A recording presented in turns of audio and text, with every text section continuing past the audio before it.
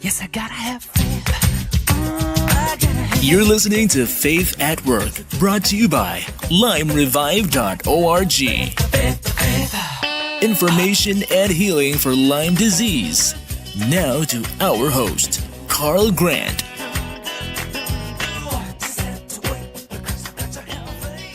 Welcome to Faith at Work. I'm Carl Grant, here with Scott Ryser, founder and CEO of Yakabod. Scott, thanks for joining us today. Thank you, Carl. It's great to chat with you again. Yeah, good to talk to you, Scott. So we like to start out these broadcasts by asking you about your work life. Tell us a little bit about your work at Yakabod and how you got the company started and what you do in your job.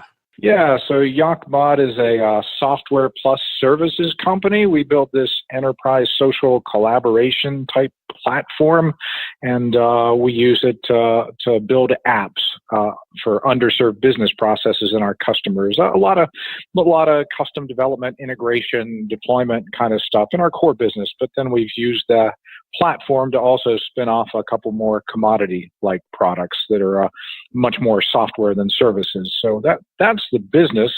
We started back in, right before the dot-com bust, actually, back in late 2000, early 2001. And I started the business at that point. And a couple years later, one of my mentors introduced me to one of Scott Williamson's mentors. And Scott had another business. I had customers with some consulting contracts, and he had software but no customers, and we put the two parts together back in around 2003, and that's the basis of Yakabod. And it's a rather unique name. You want to tell us about the genesis for that name? Sure. Yeah.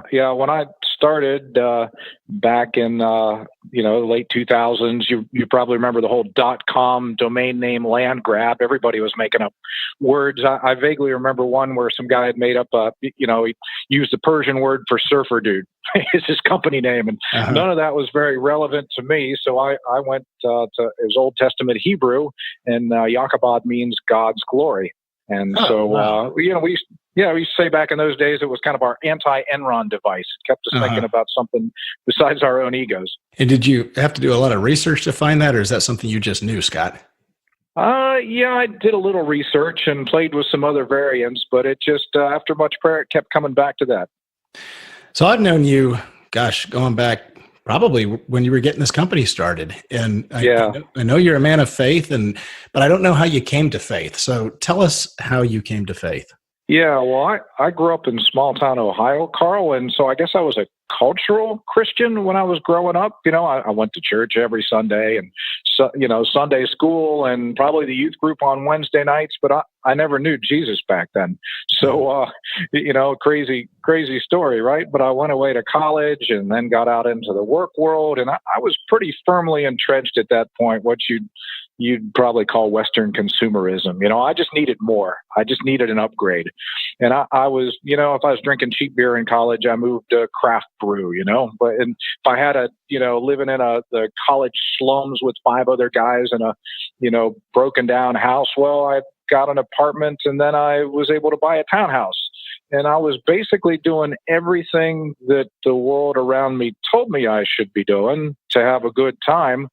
And yet I was getting emptier and emptier and emptier inside.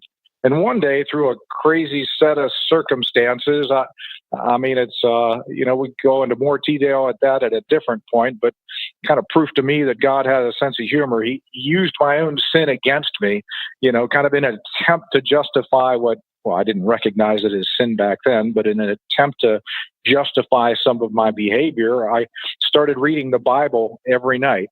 And I started in, book 1, Genesis 1, and read it faithfully night after night after night, figuring by the time I was done, I could justify my own behavior. And instead, I got to about the life of David and realized this God that I was reading about was too real, and I had a decision to make. And so and I did. I gave my life to Jesus at that point, and the journey started from there. Wow. So you got convicted in the Old Testament, and But I take it you already knew the gospel message at that point. Yeah, I had friends try to tell me over the years. I just wasn't really in a place to listen. I'm like, yeah. I go to church sometimes. I'm okay. I'm good. I treat people well, blah, blah, blah. I just didn't, the gospel didn't sink in. But once I started reading the Bible and God had my heart through that process, I started, connecting with people and talking to people and really dug into the intellectual aspects of the faith. And so I knew when I made a decision for faith, and that's where the merger of these comes from, why the company name is what it is, because I'd already, I knew I wasn't making a decision about my Sunday. Like if it didn't work on Tuesday, I wasn't going to bother with Sunday. I'd done that for a good portion of my earlier life. So I wanted it to be authentic. It needed to work on Tuesday. And so I came out of the gate with that, well, if I'm going to give my life to Jesus, this better be part of what I do at work or part of what I do in my hobbies or part of what I do in my relationships. It's just got to work. Now, were you checked out of church life at that point? Yeah, I wasn't actually going to a church at that point. It was only a year or two into that journey that I actually started connecting with a church regularly. So, Scott, how do you integrate your work life in, besides the name of your company, obviously, but how do you do it on a day-to-day basis? Yeah, that's a great question, and that's been a journey in and of itself, Carl. Back in the early days when we first met, the kind of the tool I had in my toolkit at that point was, being able to talk about testimony, sharing what God has done for me, and yet we weren't trying to start a quote unquote Christian company. I wasn't trying to replicate a church, and so that early part of the journey really. We were learning how do you do things in a way that they glorify God, and he began to reveal stuff to us in that. And of course, it was more than just integrity; that was table stakes. And then I don't know, maybe 7, 8, 9, 10 years ago, he really brought me to an inflection point, kind of that divine conspiracy where he comes at you from all angles, and I didn't have language for it at first, but I realized it was about more of his presence on an ongoing basis. And I realized what he was saying finally was, I no longer call you servant, but friend. And then the journey became about, it was time to stop doing stuff for him and time to start doing stuff with him. And that's been largely the journey recently. And then more recently, the last few years, if you're partnered with God, if you're doing stuff with him, he's playing by a different set of rules.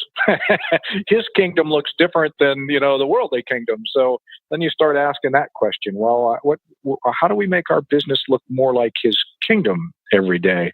Are there things we're doing that are business best practices, but they aren't kingdom best practices because things work different in the kingdom? And that's really been the journey, just that ongoing process of praying into that day and seeking him in it every day and seeing what we learn. Have you ever reached a crisis of faith along the journey where you've, had a conflict and you've had to work through that? Well, I wouldn't call it a crisis of faith. We've had many points where we had to take a stand where we were going to choose whether we are going to do it a worldly way or whether we are going to trust God, even though the circumstances look like, it was going to be a costly decision, or we'd lose a customer, or we'd lose a project, or we'd outgrow office space and not have a new one to move into. There were lots of points along the way where we had to make a decision to trust God. So when the answer wasn't obvious, or when there was a temptation where we could have done the wrong thing that would have been clearly counter to God, but I wouldn't call it so much a crisis of faith as more a choice to move ahead and trust him, even when, to walk by faith and not by sight, if that makes sense. Sure. So one thing that the listeners should know about you is you're not a stuffy religious guy. I mean, you're a cool guy. You're a singer in a rock band, and you're a biker or a cyclist, I should say, a hiker and a rock climber and a snowboarder. Tell us how that all fits together. Well, I'm glad you think I'm cool, Carl. My kids don't necessarily think so, but None of us. Never. But you know the way that works. Yeah, I don't know. I just love adventure and not crazy adventure like climb Mount Everest solo with no oxygen or something. But achievable adventure, kind of at the edge of extraordinary things by ordinary people, kind of thing. And so just when I get into something, I get into it. So when I got into cycling, I got into it. Or when I got into music, and it's always been a dream. God finally kind of resurrected the dream, and I had a chance to do music. I really got into it. So I don't know, and I would hope your listeners would do that too. You get passionate about something, you go explore it. Well, the band is called Cry for Mercy. Can they find it on YouTube, or where can they listen to you? Well, the original band was Cry of Mercy, and then we morphed into Mile 9, and we've still got some stuff up on Facebook from Mile 9 Band, although we've been in hibernation for probably 7 or 8 years now. It was all original modern Christian rock, and it had kind of run its course. It run a season. We had an awesome time doing it. We didn't play in churches. We played street festivals and even some bars. And but it was a time and a season, and I'd love to make music again. But at this point, all you can do is check out the archives. Mile 9 Band. Yep. Sure. So you're also a very committed person to your community. Your business is downtown Frederick. You're involved in the Frederick, Maryland community. Talk a little bit about your call to serve your community. Yeah. I love Frederick, and just such an awesome place. And I can look back to my youth and see how God raised me up in small town Ohio, coming here to Frederick. It just feels like a big version of what I grew up with. Like He was preparing me all the way back then. So we made a decision. The company's been here since early 2000s. But my family made a decision about 2 years ago. We actually moved, we all moved down here. So we not only work here, but live here and can just plug that much deeper into the community. I really feel just like I feel like in the business, God has been saying, well, how do you make it look more like His kingdom every day? That He's put the same call on me and some others here on town for the community. How do we make the community look more like His kingdom every day? And can business or an ecosystem of businesses have a role in that? And that's what we're pushing into. So if you had one quick bit of advice for a young engineer coming into the workforce who wanted to follow in your footsteps, what would you recommend? Yeah, I could give you all sorts of business advice, but I'd tell you the most important thing is you start praying, man, because it's a big, hard thing, and you need some help. So you get the praying part right, the rest of it will come. And the reading of the Bible, is that something that you think is unique to an engineer, or is that something that your average business person could connect with the way you did? I don't know how many people actually pick up the Bible and do what you did. Yeah. Well, I did it even before I, got into business. So absolutely, if you can, with a discerning heart, you can get some wisdom out of a lot of different places. I would suggest that of all places, the Bible, you could certainly get some wisdom that's applicable to your business right now, every day. There are things in there that, that will absolutely help your business.